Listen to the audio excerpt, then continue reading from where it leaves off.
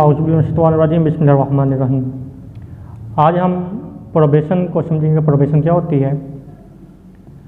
Probation appointment आजमाइशी appointment होती है। Probation appointment को हम ये कह सकते हैं, वो कहते हैं कि एक लड़का भर्ती हुआ है गवर्नमेंट जॉब में, तो कहते हैं कच्चियाँ से भर्ती होया नहीं, पक्का नहीं होया, तो वो कच्चा जो होता है वो प्रोबेशन पीरियड होता है।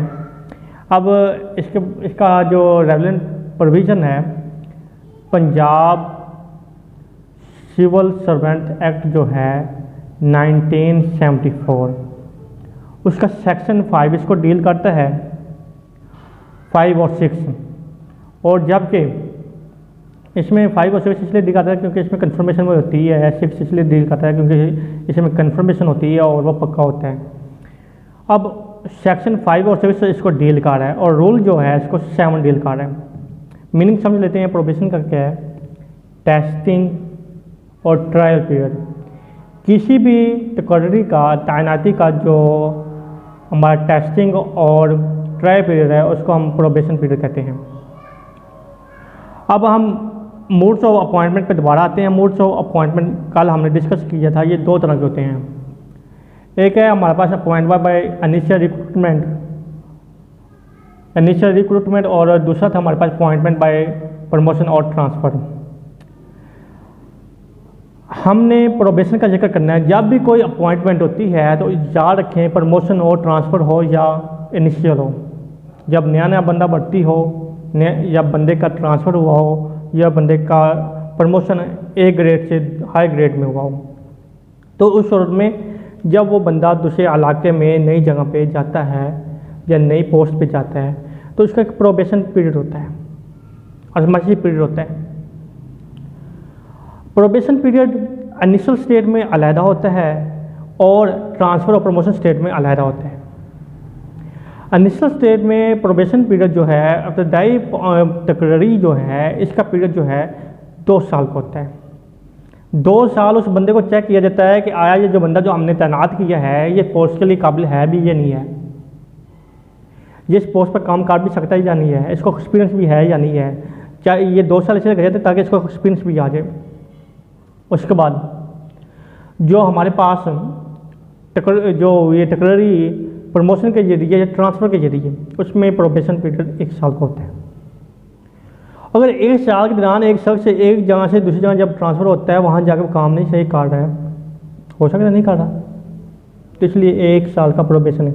अगर वो 1 साल काम सही करेगा तो आगे वो पक्का हो जाएगा, जिसे हम कन्फर्मेशन में ले जाएंगे, सेक्शन 6 में ले जाएंगे। अगर नहीं करता तो वो अपनी पुरानी शीट पर आ जाएगा। तो अब वो जो हमारा बंदा ट्रांसफ़र हुआ है या प्रमोशन हुआ है उसका प्रोबेशन पीरियड 1 साल हो गया। अब जो डिपार्टमेंट वो समझता है कि यार ये बंदे को थोड़ा सा उस इलाके में जाकर हैंडल करने में थोड़ी सी प्रॉब्लम हुई, इसलिए वो प्रोबेशन पीरियड को मज़ीद 2 साल एक्सटेंड कर सकता है। जो ट्रांसफ़र हुआ है उनका 1 साल एक्सटेंड होगा और जो जिसका इनिशियल अपॉइंटमेंट हुई है उसका 2 साल होगा। यानी कि इनिशियल अपॉइंटमेंट में पहले प्रोबेशन पीरियड 2 साल का था, फिर भी वो अपने आप को अंडरस्टैंड नहीं कर सका उस दायरे के मुताबिक, तो 2 साल मज़ीद उसका प्रोबेशन पीरियड हो जाएगा, एक्सीड ऑफ प्रोबेशन पीरियड हो गया। अब एक्सीड के बाद ये आ जाए, अब उसके बाद हमारे पास है दूसरा, उसमें 1 साल का हो जाएगा।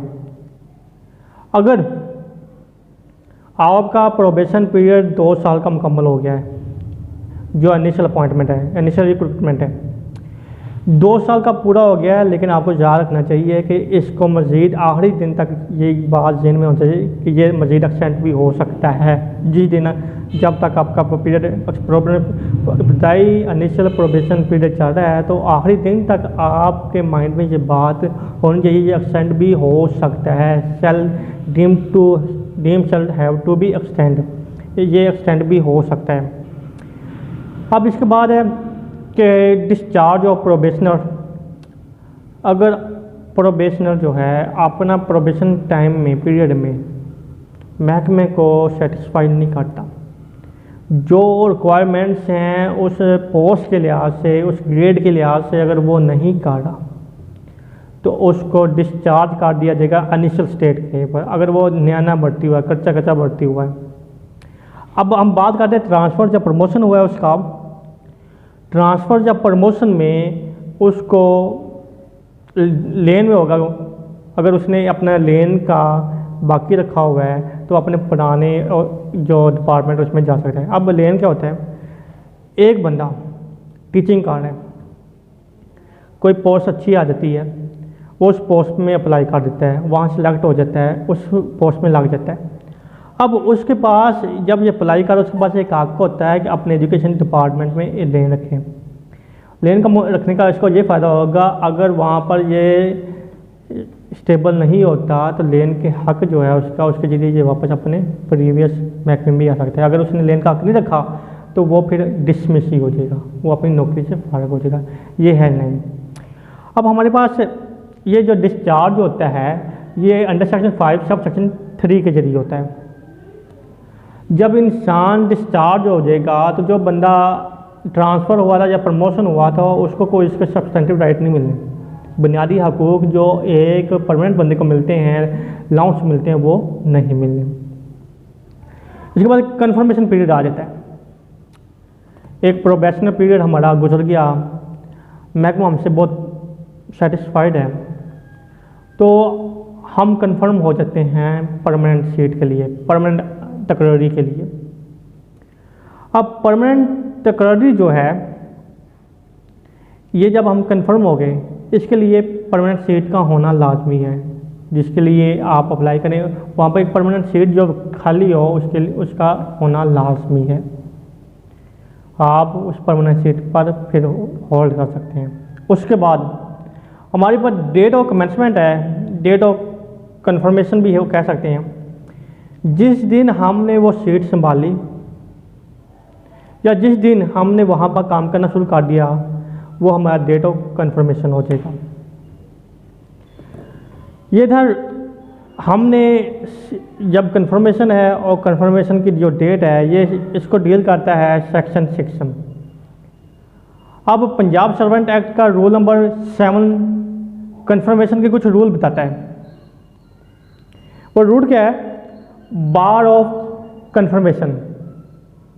कंफर्मेशन के लिए कुछ लवाजमात हैं कि जो कैंडिडेट है जिसकी अपॉइंटमेंट हुई है, जिसने प्रोबेशन पीरियड गुजारा है, वो उसने अपना जो एक्सपीरियंस है वो हासिल किया हो, गेन किया हो, उसने टेस्ट पास किया हो, जो टेस्ट होता है, उसके अलावा उसको प्रैक्टिस जो है उसने कंप्लीट कर ली हो, तो वो ये चीज़ें उसके लिए लाजमी हैं। अगर वो ये चीज़ें लाजमी पूरी कर लेता है और इसका महकमा से सेटिस्फाइड है तो वो कंफर्मेशन में आ जाता है। उसके बाद candidate deemed to be confirmed, deemed to be confirmed candidate समझा जाएगा कन्फर्म हुआ कब। अब कैंडिडेट को 2 साल का अर्सा है, इनिशियल जब आप अपॉइंटमेंट होती है उसमें 2 साल का अर्सा है। 2 साल में उसको चेक किया जाता है ये काम करता है या ना करता। अगर वो मैक्सिमम प्रोबेशन पीरियड गुजर चुका है, 2 साल से ज़्यादा का अर्सा गुजर चुका है, तो आपको कंफर्म समझा जाएगा कि आप कंफर्म हो चुके हैं, चाहे महकमे ने बताया या नहीं बताया, क्योंकि आपने जो प्रोबेशन पीरियड का मैक्सिमम अर्सा है वो गुजार लिया है। उसके बाद कंसिडरेशन फॉर कंफर्मेशन।